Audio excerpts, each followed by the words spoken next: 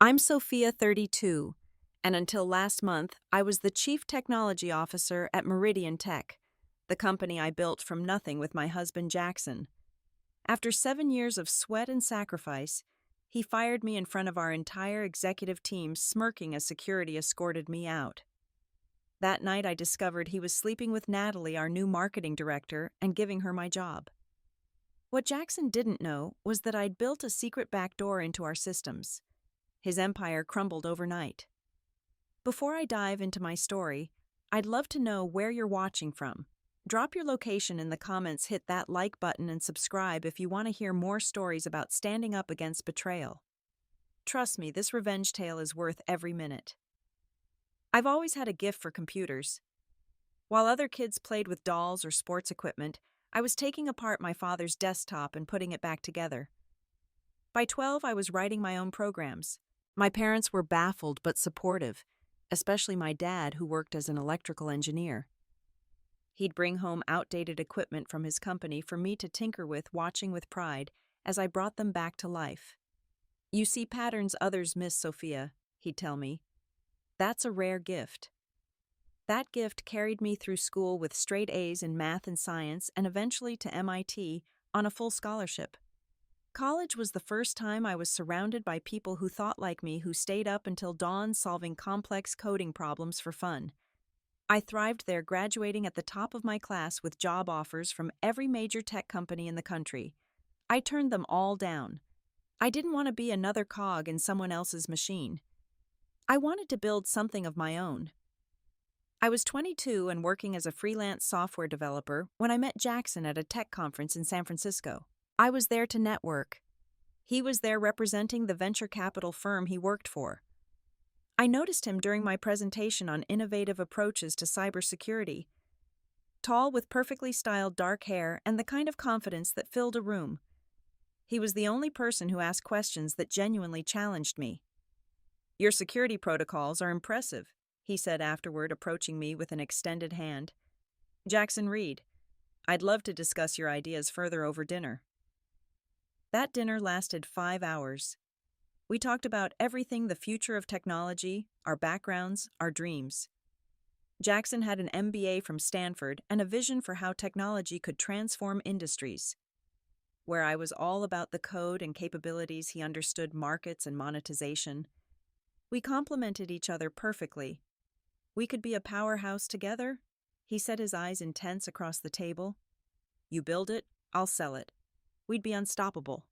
3 months later, we were dating. 6 months after that, we were developing business plans.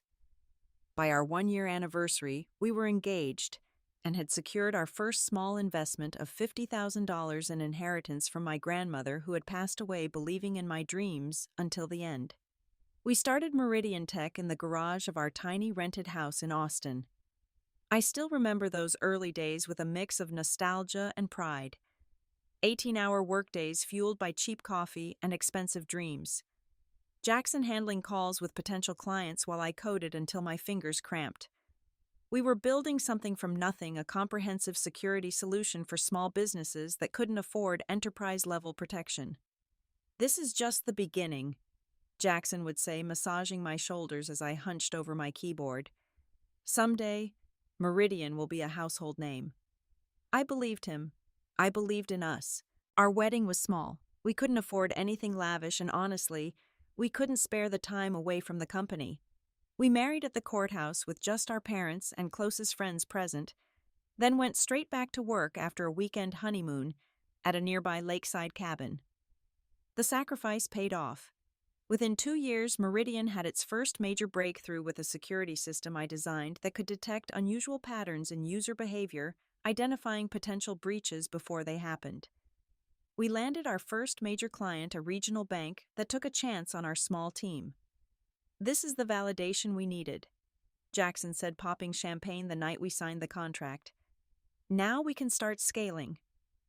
And scale we did. We hired our first employees, 2 developers to help me build out the software, and a salesperson to support Jackson. We moved from our garage to a small office space. Our client list grew from 1 to 10, then to 20. The work was exhausting but exhilarating. I would sometimes look up from my computer to find that an entire day had passed.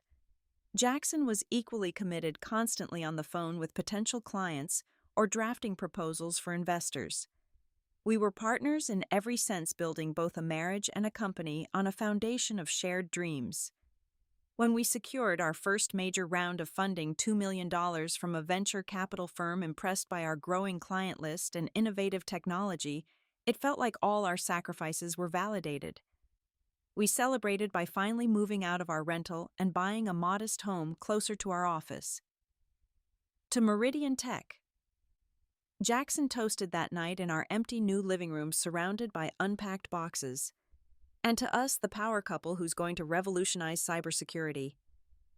I couldn't have been happier. We had 50 employees by then, a growing reputation in the industry, and a product that was genuinely helping businesses protect themselves. I was doing what I loved alongside the man I loved. Every 80-hour work week felt worth it, because we were building our future together. What I didn't realize then was that success would change us.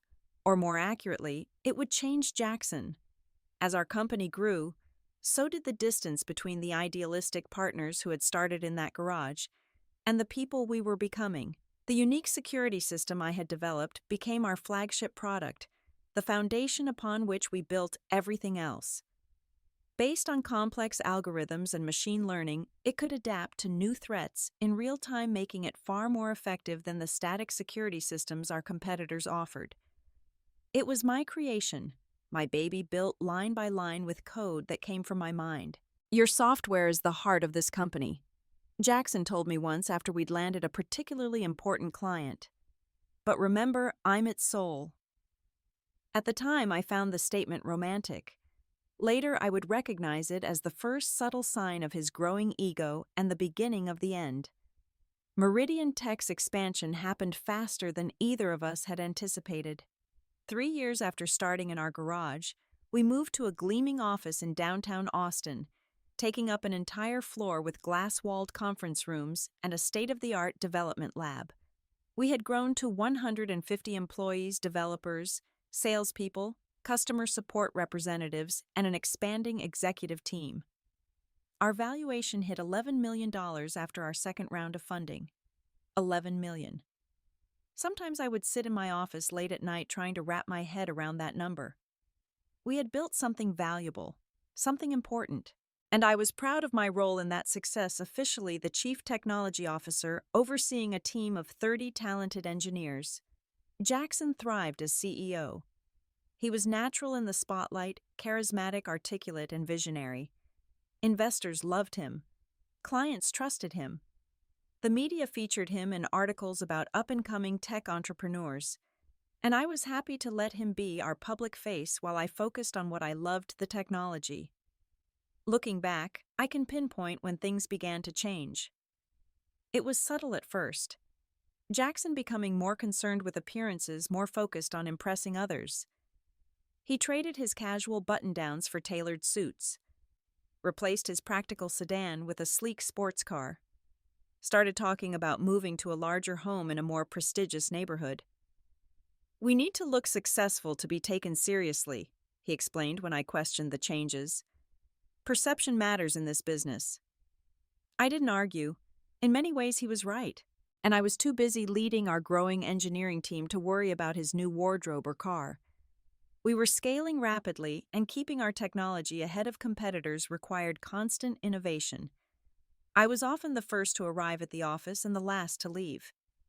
"You're working too hard." My friend Rachel, our HR director and one of our earliest employees, would tell me, "Jackson seems to be enjoying the perks of success a lot more than you are." I brushed off her concerns. "He's networking, building relationships with investors and clients. That's his job." But I couldn't ignore when Jackson missed our anniversary dinner, our fifth, for a business meeting that couldn't be rescheduled. Or when he started going to the gym every morning with our new CFO, Matthew, returning with protein shakes and inside jokes. Or when he began attending industry events without me claiming my presence wasn't necessary. "You hate those networking things anyway," he'd say, "and someone needs to make sure the actual work gets done." Then came Natalie Reynolds. She breezed into our office one Monday morning, Jackson leading her through the open workspace to introduce her to the team. Tall, with perfectly highlighted blonde hair, and a designer outfit that seemed excessive for our still relatively casual workplace. Her smile was dazzling, especially when directed at Jackson. "Everyone, I'd like you to meet Natalie Reynolds, our new marketing director," Jackson announced. "She comes to us from Visionary Tech and will be overhauling our brand identity as we prepare for national expansion." I hadn't been consulted about this hire. When I mentioned this to Jackson in private, his response was dismissive. It was a fast-moving opportunity. Natalie was being courted by several competitors, and I had to make a decision quickly. Trust me, she's worth every penny of her salary. That salary, I would later discover, was significantly higher than other directors with more experience. And her resume, which I reviewed afterward, showed just 2 years at Visionary in what appeared to be a mid-level marketing role. I tried to give her the benefit of the doubt. Maybe she was exceptionally talented. Maybe Jackson saw potential in her that justified the rushed hiring and generous compensation. But my suspicions grew when I noticed how often they were in meetings together, how she would touch his arm when laughing at his jokes, how their lunch meetings extended well past the hour mark. "Am I being paranoid?" I asked Rachel over coffee one afternoon, after seeing Jackson and Natalie returning from yet another strategy lunch, looking flushed and slightly disheveled. Rachel's expression was carefully neutral. "What does your gut tell you?" My gut was screaming, but I didn't want to listen. The thought of Jackson betraying me, betraying us, was too painful to consider. And I was still dedicated to Meridian. This company was my life's work, my creation, as much as his. I couldn't let personal concerns distract me from our mission. So I threw myself even deeper into my work. We were preparing to launch a major update to our security software, one that would solidify our position as industry leaders. The pressure was enormous, the hours brutal. My team and I worked nights and weekends fueled by takeout food and the shared determination to create something extraordinary. It was during this intense development period that I made a decision I would later be profoundly grateful for. Working late one night, troubled by Jackson's increasingly erratic business decisions, and the growing distance between us, I built a backdoor into the system. A secret access point that only I knew about, hidden so deeply in the code that even my best developers wouldn't find it unless they knew exactly where to look. At the time, I told myself it was a security precaution, a way to access the system if something went catastrophically wrong. But deep down, I think I already sensed that I might one day need protection from the very company I had helped create. The launch was a massive success. Our client base doubled within 3 months. Industry publications praised our innovation. Competitors scrambled to catch up. And through it all, Jackson became increasingly distant, increasingly dismissive of my contributions. The marketing strategy was brilliant, he'd say at executive meetings, nodding to Natalie.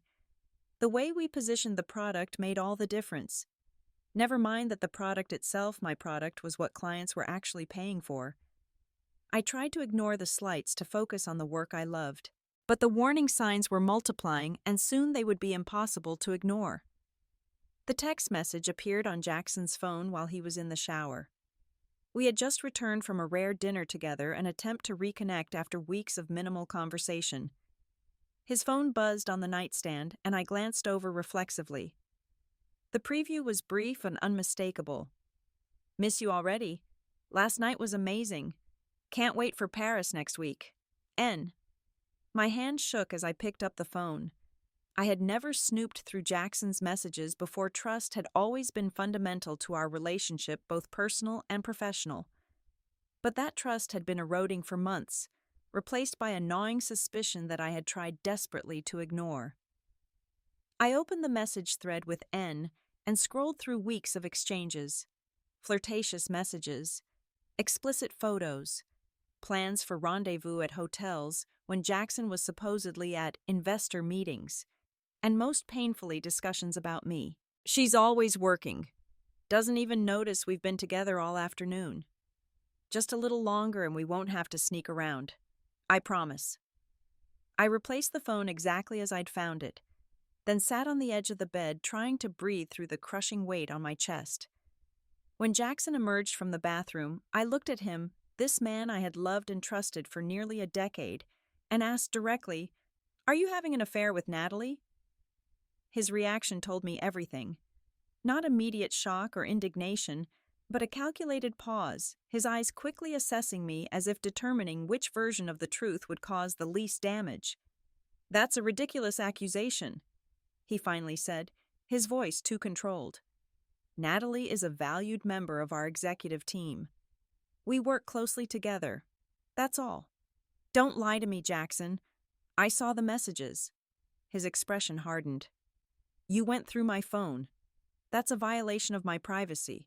The audacity of his response to make himself the victim when he was the one betraying our marriage left me momentarily speechless.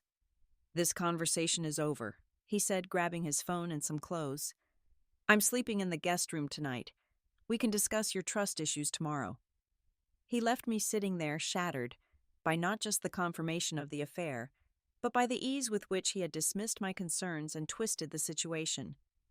The next day at work, Jackson avoided me entirely. I moved through the office like a ghost, hyper-aware of the glances between him and Natalie, seeing clearly what I had been willfully blind to for months. They weren't even being particularly discreet, the knowing looks, the coincidental elevator rides together, the closed-door meetings. That evening, instead of going home, I followed Jackson's car from the office. He drove to an upscale apartment building downtown when I knew well Natalie had mentioned moving there during her first week.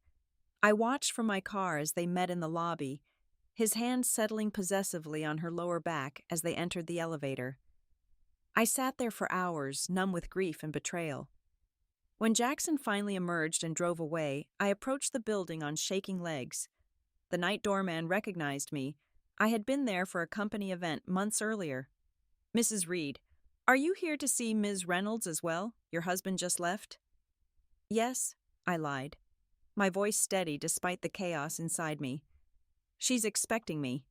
He waved me through, and I took the elevator to Natalie's floor. Standing outside her door, I hesitated. What was I doing? What would confronting her accomplish? But before I could decide whether to knock or retreat, I heard her voice from inside speaking on what seemed to be a phone call. "It's all going according to plan. Jackson says the board is on board with the restructuring. Sophia has no idea what's coming." I froze, pressing closer to the door.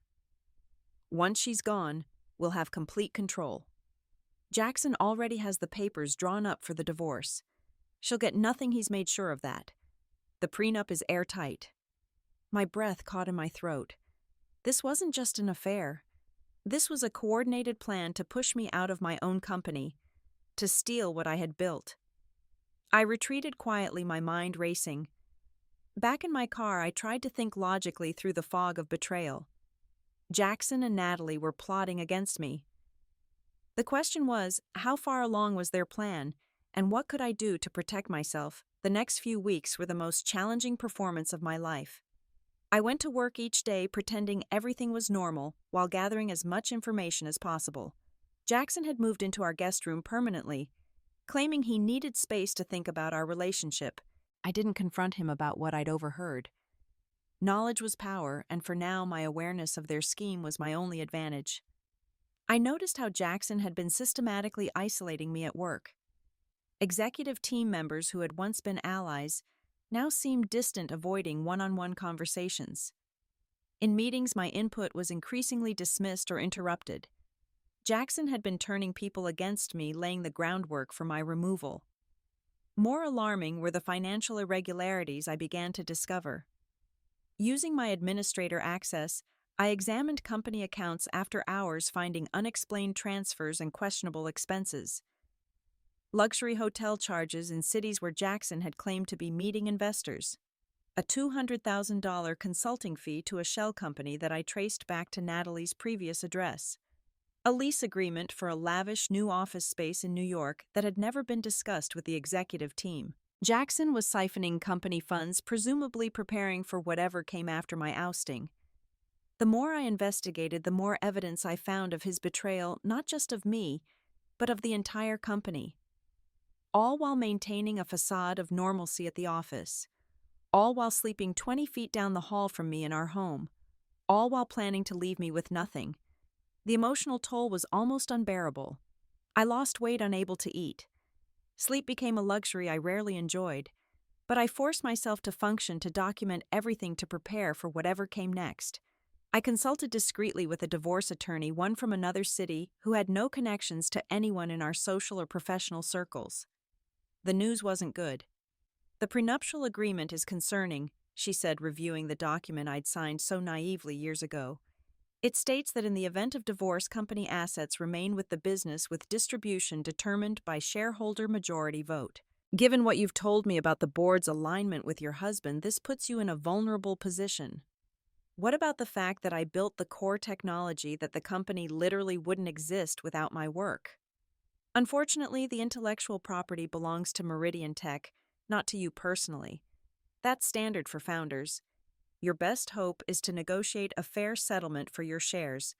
But if the board sides with your husband..." She didn't need to finish the sentence. I understood the implications all too well. I had helped build an $11 million company, and I might walk away with nothing. That night, I created a separate bank account at a different bank, transferring a modest amount from our joint savings, enough to sustain me for a few months if necessary, but not enough to raise Jackson's suspicions.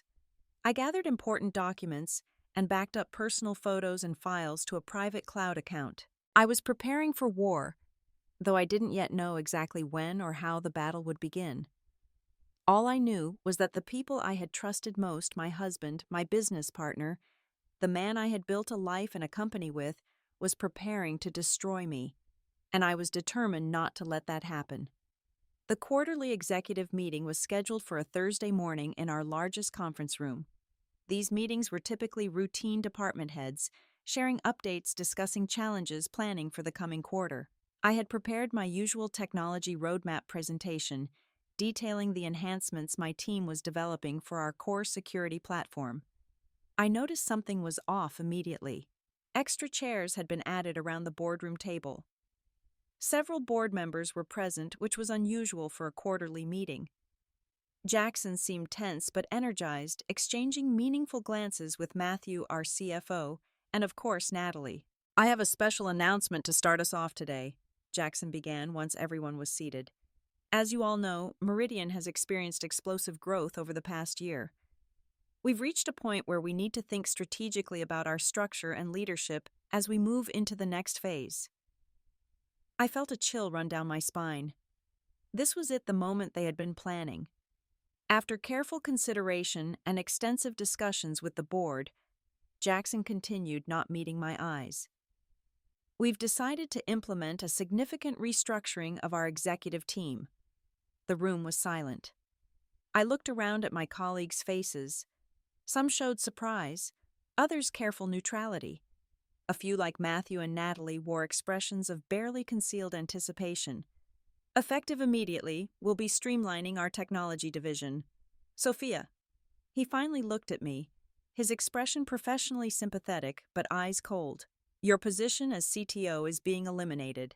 The words hit like a physical blow. Even though I had suspected something was coming, the public nature of the dismissal in front of the entire executive team, the board members, people I had worked alongside for years, was breathtakingly cruel. "Eliminated," I managed to say, my voice steadier than I felt. "What exactly does that mean?" "It means," Jackson said, "that we're taking the company in a new direction that requires different leadership and technology. We appreciate your contributions to Meridian's early growth, but the board agrees that your vision no longer aligns with our future goals." The careful wording was clearly crafted by lawyers. I looked at the board members, people who had enthusiastically praised my work just months earlier, and saw nothing but awkward avoidance. "And who will be leading the technology division in this new direction?" I asked, though I already knew the answer. Jackson smiled, turning to his right. "I'm pleased to announce that Natalie Reynolds will be stepping into the role of Chief Technology Officer. Her background in product development before marketing gives her the perfect blend of technical knowledge and market awareness that Meridian needs right now." Natalie's product development background consisted of a junior product manager role for 18 months before transitioning to marketing. She was reasonably tech-savvy, but nowhere near qualified to lead a sophisticated cybersecurity development team. This wasn't about qualifications, it was about control. Natalie smiled, not even attempting to hide her triumph. I'm honored by the opportunity and excited to build on the foundation Sophia established. The condescension in her voice was palpable. I looked around the table at my colleagues, people I had hired, mentored, worked alongside through countless late nights and challenges. Most couldn't meet my eyes. A few looked genuinely distressed. Rachel, my friend from HR, appeared on the verge of tears. I see, I said finally. And may I ask why I'm learning about this decision in front of the entire executive team rather than in a private conversation? Jackson's expression hardened slightly. We felt it was important to announce the restructuring to all key stakeholders simultaneously to ensure clear communication. HR has prepared a separation package for you, which Rachel can review with you after this meeting. What about my equity in the company? I asked directly. I own 25% of Meridian. Your equity position will be addressed separately, Jackson replied smoothly. For now, we'd like to focus on an orderly transition. Security will escort you to your office to collect your personal belongings, and your system access has already been revoked. On cue, our head of security appeared at the conference room door, looking deeply uncomfortable with his assignment. The message was clear: I was not only being fired, but treated as a potential threat. You can't seriously believe this is necessary, I said, anger finally breaking through my shock. I built this company. The core technology is my creation. The technology belongs to Meridian Tech. Jackson corrected his voice, taking on a harder edge. And your recent performance reviews have indicated an inability to scale with the company's growth.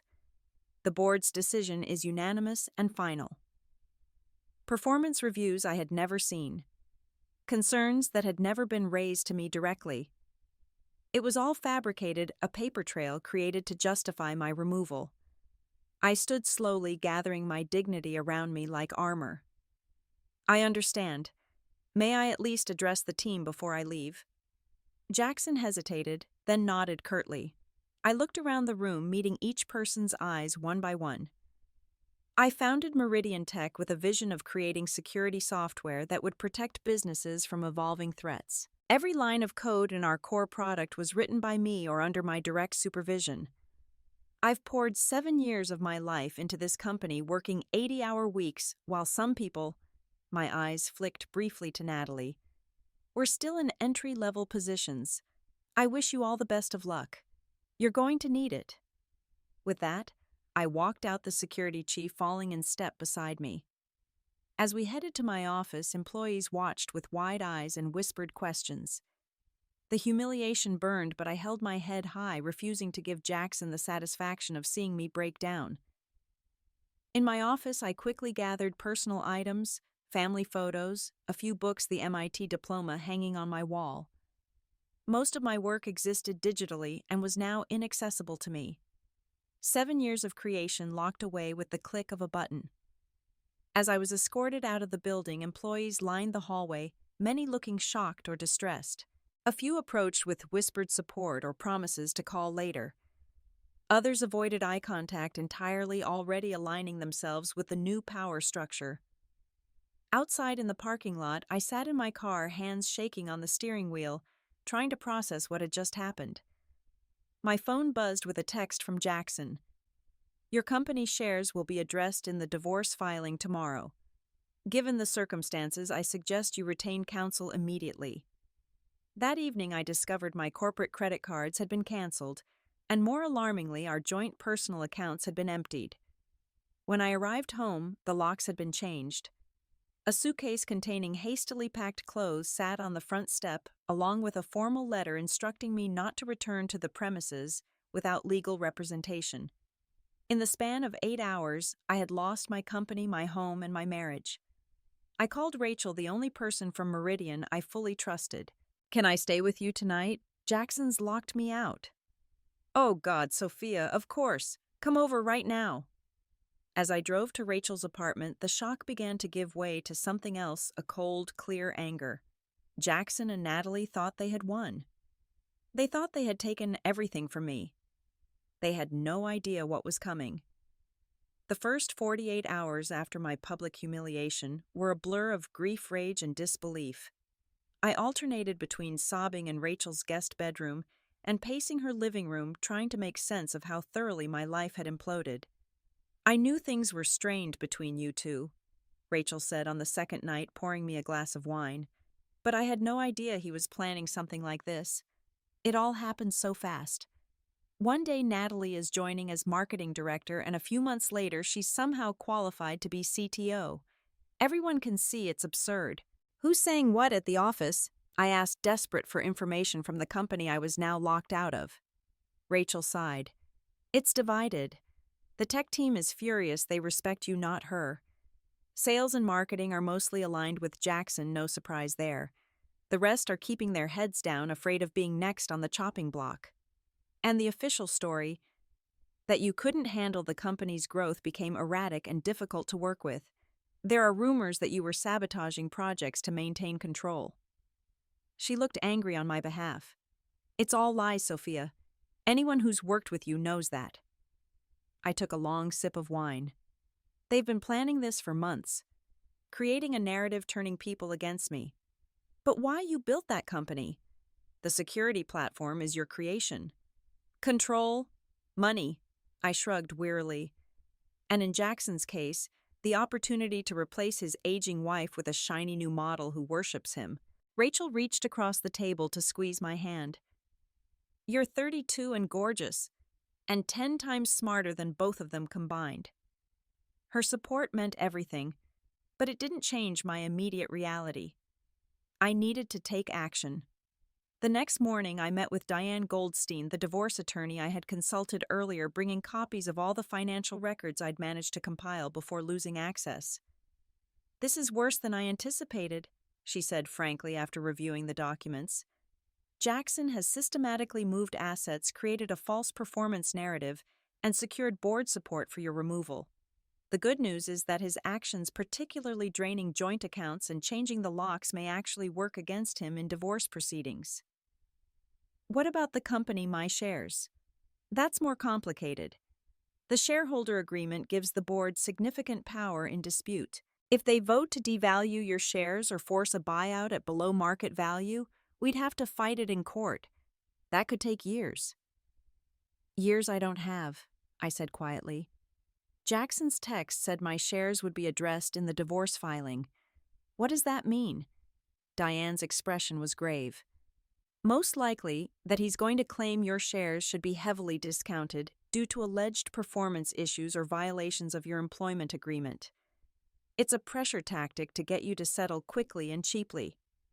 I thought of the millions in company value that I had helped create, value that Jackson and Natalie were now trying to steal from me. "So what's our next move?" "We file for emergency spousal support and access to the marital home. We demand immediate financial disclosure and freezing of all company assets pending equitable distribution. And we prepare for a fight, Sophia. This won't be quick or easy." I nodded, the initial shock now hardening into resolve. "I understand. Let's do it." While Diane began preparing legal filings, I took another important step. I contacted Aaron Chen, an old friend from MIT, who now specialized in digital forensics and corporate malfeasance investigations. "I need to know exactly what they've been doing with company finances," I explained after sharing the outline of my situation. "I suspect significant impropriety, possibly even fraud." "I'll need access to the company's financial records," Aaron said. "That's the problem. I've been locked out of all systems." There was a thoughtful pause. "Not necessarily all systems," Aaron replied carefully. "You were the CTO. The architecture of the entire platform came from you. Is there any way you might have overlooked removing your own access from certain systems during the transition? The back door, the secret access point I had built into our core security platform months ago when I'd first begun to sense something was wrong. I hadn't mentioned it to anyone, not even Rachel or my attorney. There might be," I acknowledged. "Let me see what I can do." That night after Rachel had gone to bed, I opened my personal laptop. The back door wouldn't give me access to everything. Email systems, HR records, and some financial platforms were separate from our core security product. But the security platform interfaced with client data billing and numerous internal systems. It was a start. I worked through the night using a series of carefully constructed commands to access the back door without triggering any alerts. It was delicate work. One wrong step could notify the system administrators of unusual activity. But I had built this platform from the ground up. I knew its architecture better than anyone, certainly better than Natalie ever would. By dawn, I had access. Not to everything, but enough to begin gathering evidence. What I found confirmed my worst suspicions and revealed new horrors I hadn't anticipated. Jackson had been systematically diverting company resources for months. Consulting fees to shell companies, excessive business development expenses that aligned perfectly with weekends he and Natalie had been working. More troubling were emails discussing the creation of a new entity called Meridian Global, apparently a vehicle for relaunching the company under their sole control after pushing me out. But the most shocking discovery came in an email exchange between Jackson and Natalie from just 3 days before my firing. "The client encryption data is worth millions on its own," Jackson had written. "Once we've consolidated control and pushed Sophia out, we can extract it and sell access to interested parties. She'll never know all she cares about is the technology, not the potential goldmine it's sitting on." Natalie's response: "Are you sure it's legal? Selling client security data seems risky." "It's a gray area," Jackson replied, "and extremely lucrative. Trust me." My blood ran cold. They weren't just planning to take my company. They were planning to betray our clients' trust by selling their security data to third parties. Data that businesses had entrusted to us specifically for protection. It wasn't just unethical, it was almost certainly illegal. I downloaded everything I could find: emails, financial records, the plans for Meridian Global, the discussions about selling client data. By the time Rachel woke up, I had compiled a comprehensive record of Jackson and Natalie's activities. "My God," Rachel said, reviewing the evidence over coffee. "This is beyond a personal betrayal. This is corporate fraud. They could go to prison for this." "Only if they're caught," I pointed out. "And right now they control the company. They've locked me out. Who would believe me over them?" "The board would have to act if they saw these emails about selling client data. That's not just unethical, it would destroy the company if it got out." She was right. The board members might have been willing to support Jackson in pushing me out, but they wouldn't risk their reputations or personal liability by being complicit in data theft and fraud. "I need to think," I said.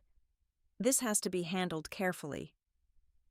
Over the next few days, as legal proceedings began for my divorce, I continued gathering evidence through my backdoor access. I discovered that Jackson had already begun transferring some of Meridian's intellectual property to the new Meridian Global entity. He was preparing to essentially steal the company's most valuable assets and transfer them to a new corporate shell that I had no ownership in. I also learned that several key clients had been told I had left the company due to personal issues and mental health concerns, laying groundwork to discredit me if I tried to raise alarms about their activities. The more I uncovered, the clearer it became that I needed to act decisively. But how going to the board with my evidence would require revealing how I'd obtained it through unauthorized access to company systems after my termination. That could potentially expose me to legal consequences of my own. Going to the clients directly with warnings about Jackson's plans would be similarly risky, and without proof they could share publicly, might just seem like the bitter accusations of a fired executive. That's when I realized my unique advantage. The back door I'd created wasn't just a way to gather evidence, it was a potential weapon. A way to expose everything simultaneously in a manner that couldn't be covered up or explained away. I spent another sleepless night planning coding, creating a sequence that would activate at my command. It would systematically expose Jackson and Natalie's activities by sending key evidence to the board members, major investors, clients, and yes, relevant authorities. Simultaneously, it would trigger a complete system shutdown, not permanently damaging anything but creating enough disruption to prevent them from covering their tracks. As I finalized the code, I hesitated. Was I really prepared to do this? To potentially destroy the company I had helped build from nothing? But then I remembered Jackson's words in that devastating executive meeting. The technology belongs to Meridian Tech, and his plan to sell our clients' security data for personal profit. If I did nothing, he would strip the company of its assets, betray our clients' trust, and leave me with nothing.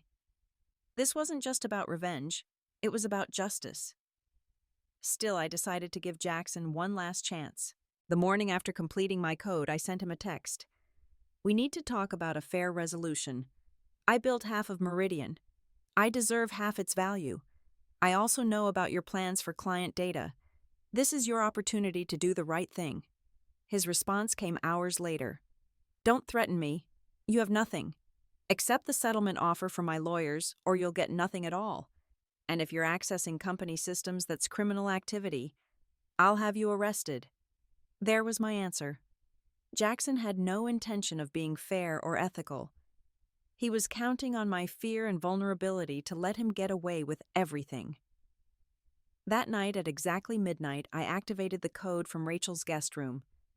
As the system executed my commands, I watched on my laptop screen as emails were automatically sent to board members, investors, clients, and regulatory authorities. Each contained specific evidence relevant to the recipient. Board members received proof of financial misconduct, clients learned of the plans to exploit their security data, regulators got comprehensive documentation of the entire scheme.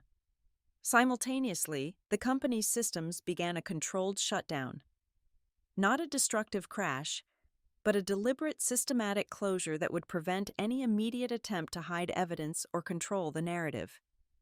By 12:01 a.m., it was done. Meridian Tech's $11 million empire had been exposed from within. By morning, Jackson's carefully constructed plans would lie in ruins. I closed my laptop, surprisingly calm. It's done, I told Rachel, who had stayed up with me for moral support. What happens now? She asked. Now we wait, I replied, and see if Jackson still thinks I have nothing. The first call came at 6:15 a.m. from Elijah Warren, the chairman of Meridian's board. I let it go to voicemail, not yet ready to engage. The second call 7 minutes later was from Matthew, the CFO. Then came a barrage of texts from numbers I didn't recognize, presumably other board members or executives trying to reach me. Jackson called 17 times between 6:30 and 7, each call going unanswered. His texts escalated from demanding to threatening to finally pleading, "What have you done? Call me immediately. This is corporate sabotage. I'll have you prosecuted. The system is completely down. Clients are calling. Fix this now. Sophia, please. We can work this out. Whatever you want. Just stop this." I showed the messages to Rachel over coffee. He's panicking, she observed. The mighty CEO reduced to begging in less than an hour. The board members have all the evidence now, I said. They know about the financial misconduct, the planned data theft, everything. Jackson can't control the narrative anymore. My phone buzzed again, an email notification. This one was from Barbara Torres, one of our largest investors and a board member I had always respected. The subject line, "We need to talk." I opened it cautiously. "Sophia, I've spent the morning reviewing the materials you sent. I'm shocked and dismayed by what I've discovered. The board is convening an emergency meeting at noon to address these allegations against Jackson and Natalie. We would appreciate your attendance virtually, if not in person, to help us understand the full scope of the situation. Rest assured that the board takes these matters extremely seriously, particularly the planned misuse of client data. I personally want to apologize for my role in approving the restructuring that removed you from your position. It's clear now that we acted on false information. Please call me as soon as possible. Barbara." I showed Rachel the email. "It's starting. Are you going to attend their meeting?" I nodded. "But on my terms, and with my attorney present." I called Diane immediately to brief her on the developments. She was concerned about my methods but pragmatic about the outcome. Technically, using your backdoor access could be problematic legally, she cautioned. But given the scale of what you've uncovered, it's unlikely they'll pursue that angle. They have much bigger problems now. With Diane's guidance, I prepared for the board meeting.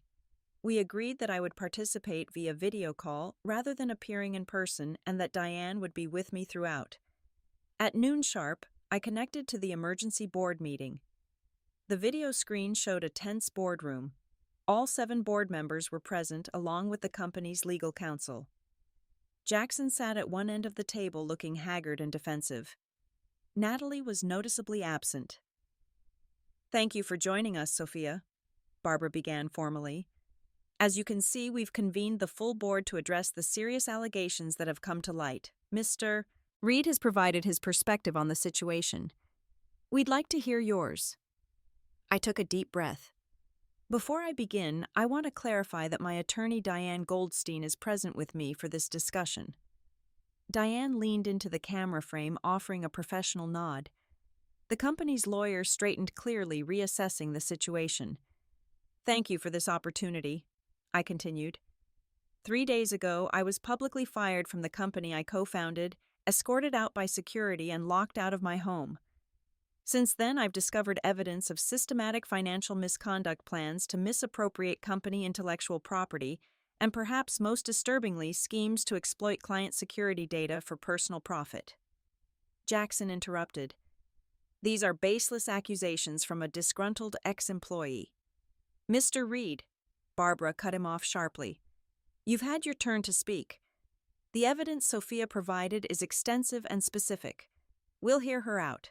For the next 30 minutes, I methodically outlined everything I had discovered: the financial irregularities, the creation of Meridian Global, the planned sale of client data.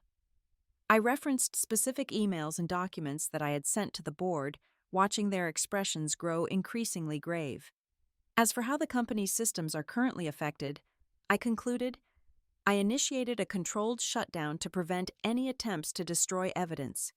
No data has been permanently damaged or compromised. The systems can be restored quickly once appropriate safeguards are in place to protect client information and company assets. There was a heavy silence when I finished speaking.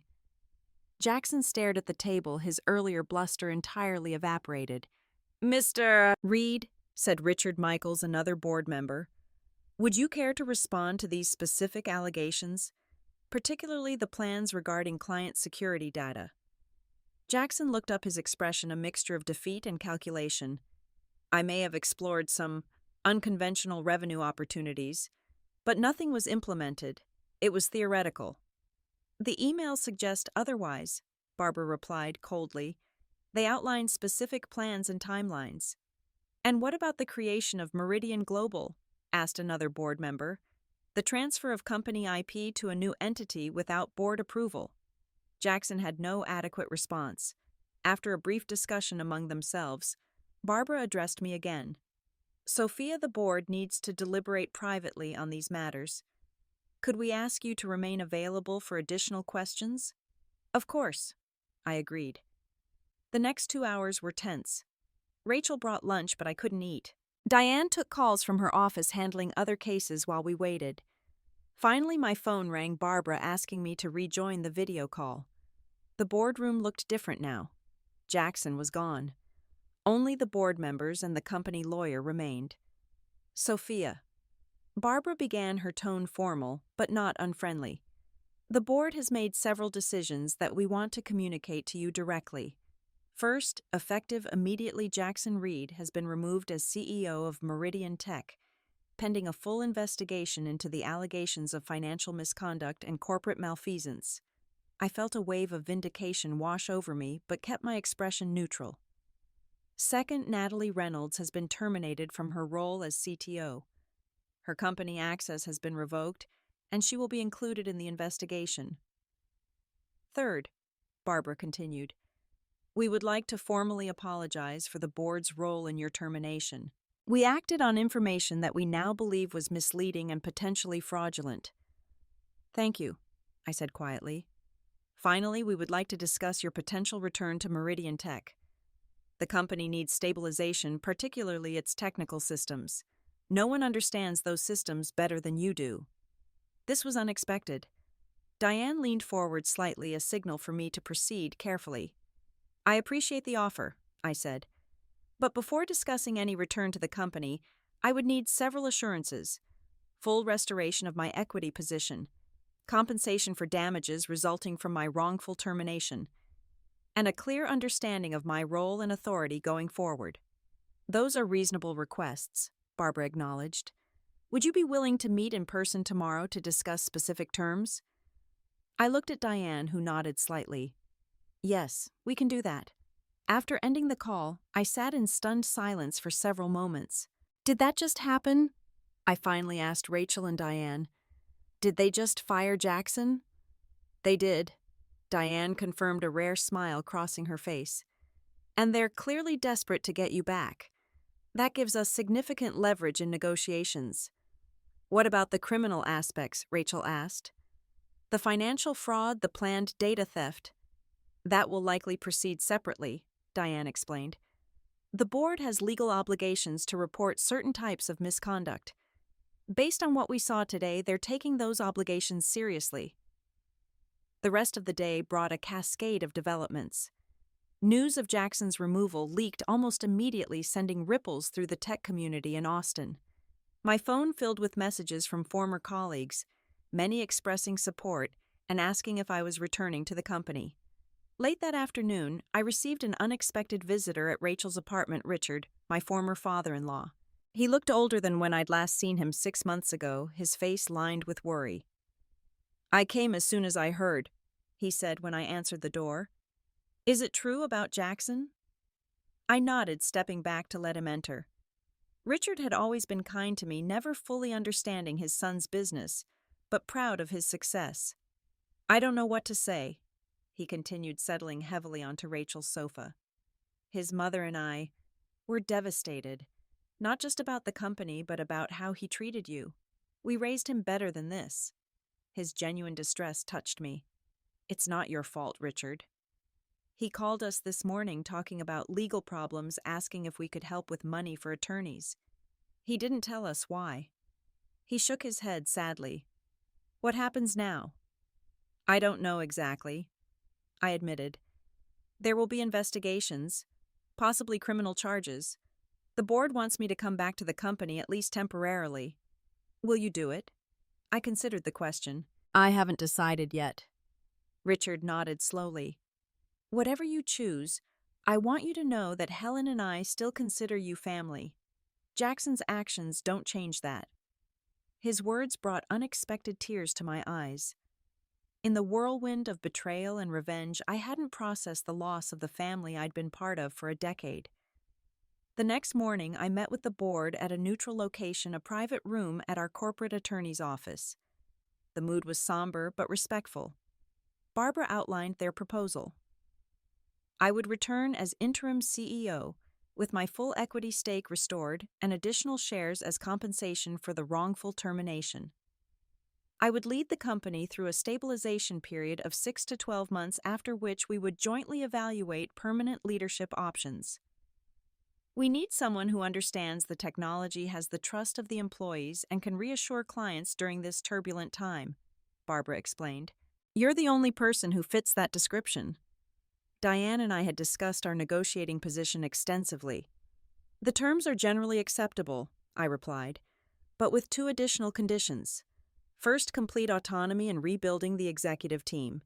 Second, an independent investigation into all aspects of Jackson's conduct, with findings reported directly to the full board and to me. After a brief discussion among themselves, the board agreed to my terms. Within hours, the legal documents were prepared, and by that afternoon, I was officially reinstated, not just as CTO, but as interim CEO of Meridian Tech. News of my return spread quickly through the company. When I walked into the office the next morning, I was met with a spontaneous round of applause from employees gathered in the lobby. Many of the tech team members had tears in their eyes. Rachel, who had insisted on accompanying me for moral support, squeezed my arm. They never stopped believing in you, she whispered. My first action as interim CEO was to call an all-hands meeting. Standing on the small stage in our largest conference room facing employees whose livelihoods had been threatened by Jackson's actions, I felt a profound responsibility. Many of you have heard various versions of what's happened over the past week, I began. I want to be transparent about where we stand and where we're going. Yes, Jackson Reed has been removed as CEO due to serious misconduct that put this company and your jobs at risk. Yes, there will be investigations and possibly legal proceedings, but that's not what I want to focus on today. I looked out at their concerned faces.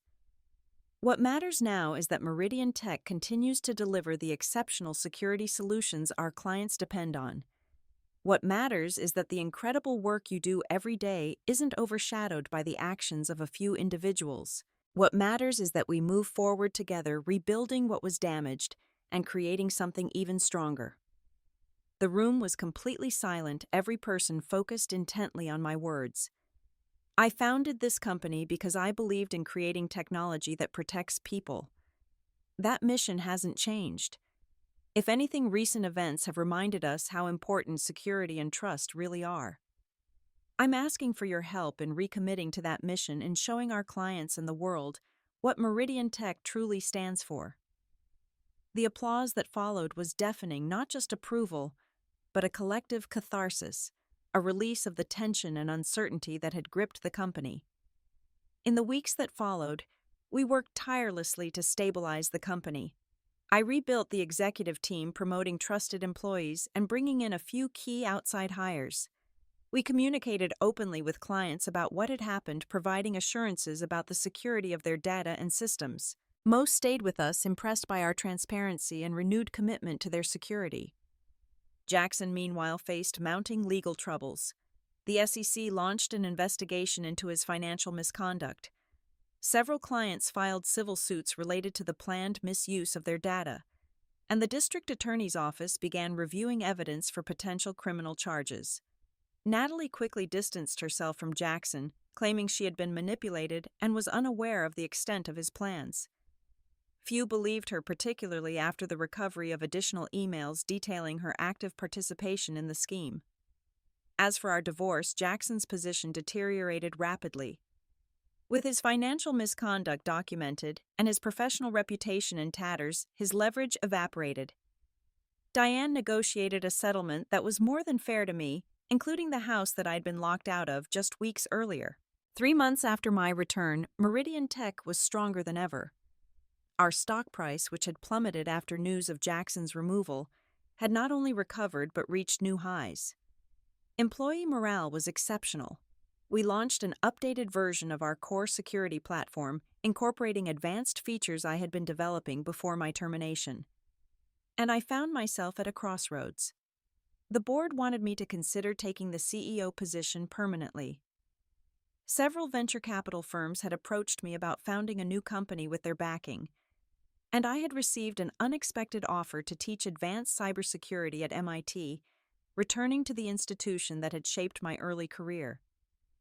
Each option had its appeal, but what I valued most was the freedom to choose my own path, a freedom I had earned through courage, resilience, and the refusal to be anyone's victim. The journey had been painful beyond words. I had lost my husband, my partnership, my trust in people I had considered family. But I had also discovered my own strength, rebuilt my professional reputation, and created opportunities I might never have pursued otherwise. As I sat in my office, no longer Jackson's office, but truly mine, looking out over the Austin skyline, I thought about everything that had happened, the betrayal that had nearly broken me, the revenge that had restored justice, the rebuilding that had created something new and better from the ashes of what was lost. My story wasn't over. In many ways, it was just beginning. But I knew with absolute certainty that whatever chapter came next, I would write it on my own terms. No one would ever again make me feel small or dispensable, or less than I was worth. Sometimes the greatest revenge isn't destruction, but creation building something so magnificent from the ruins that those who tried to destroy you can only watch in awe from a distance. And that's exactly what I intended to do. Have you ever had to reinvent yourself after betrayal? I'd love to hear your stories in the comments below. If my journey resonated with you, please hit the like button and subscribe to support this channel. Don't forget to share this video with someone who might need to be reminded of their own strength and worth. Remember, sometimes the darkest moments lead to the brightest futures. Thank you for listening to my story, and I hope it gives you courage if you're facing your own battles right now.